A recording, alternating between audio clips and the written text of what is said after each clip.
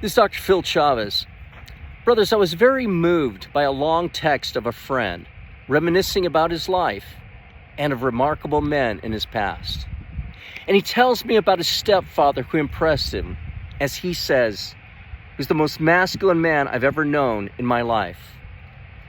He had the kind of grit that made even a man like Clint Eastwood look like a wimp. He was raised by a small-town cattle baron in Oklahoma. He became an expert diver in his youth, plunging into every abyss ever devised by man. He became one of the last true cowboys on his father's large ranch.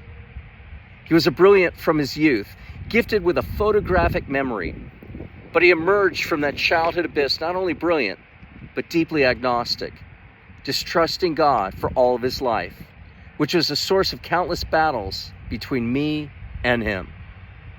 And I am a strong theologian today because of my lifelong sparring partner, whom I love deeply, because he was the real deal in terms of manliness and manhood, even more than my natural father, who I also loved.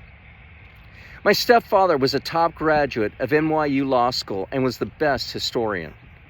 He always said that if he ever became a Christian, he would have to become Catholic, since in his Southern view it was either the whole hog or nothing. And so we sparred, his photographic knowledge of history and law against my budding dive into philosophy, theology, and all the great books. He eventually began to lose the debates, but he had the manliest voice of any man I ever knew. And he was a staunch Republican, which is why I am a lifelong conservative and why I am Catholic.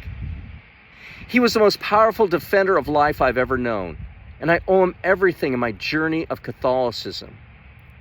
Though he did not die a Catholic, I believe he is in heaven, since his view of good and evil was black and white.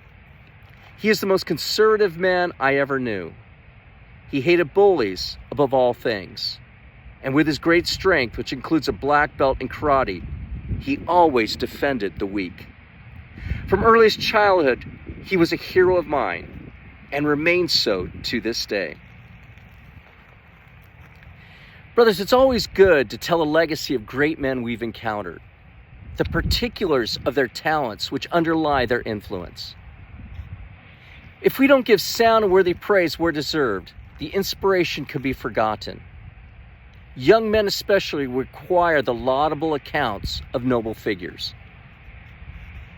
There's a proverb which I've once heard, which goes something like, praise makes good men better and bad men worse. The praise given this amazing stepfather has made me a better man. And I'm grateful for hearing this story. So brothers, don't fail to tell us tales of the amazing men whom you have met. And brothers, God be with you.